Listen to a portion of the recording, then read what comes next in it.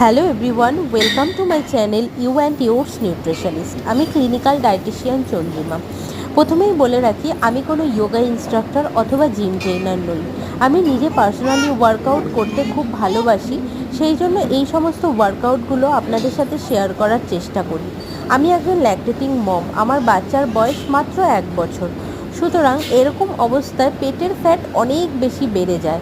তো আপনারা এই জাতীয় ব্যায়ামগুলো কিন্তু অনায়াসে করতে পারেন আপনাদের বেলি ফ্যাট রিডিউস করার জন্য।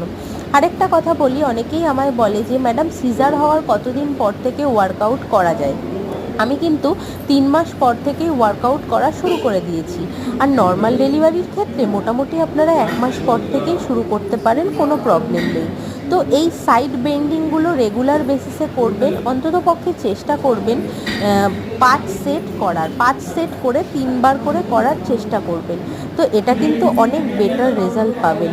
5 করে 3 বার করার চেষ্টা করবেন।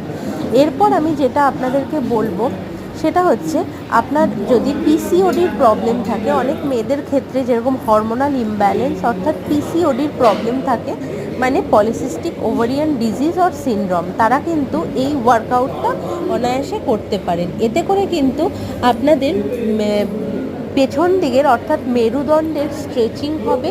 আর এই যে বাটারফ্লাই পশ্চারটা 5 হলো 1 সেট, টোটাল এরকম 3 সেট রেগুলার বেসিসে করবেন। তাতে কিন্তু আপনাদের periods regular date by date আসবে, তাতে করে কিন্তু কোনো প্রবলেম হবে না।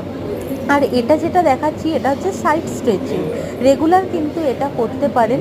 দেখুন, সবথেকে বড় কথা, ঘুরিয়ে ফিরিয়ে ওয়ার্কআউট করার চেষ্টা করবেন। কোনো দিন যোগা করলেন, কোনো দিন আপনি জুম্বা করলেন, কোনো দিন আপনি কার্ডিও করলেন, কোনো দিন মাসেল লিফট মানে ওয়েট লিফটিং করলেন। এইভাবে যদি ঘুরিয়ে ফিরিয়ে ওয়ার্কআউট করেন, তাহলে কিন্তু আরও অনেক বেটার রেজাল্ট পাবেন।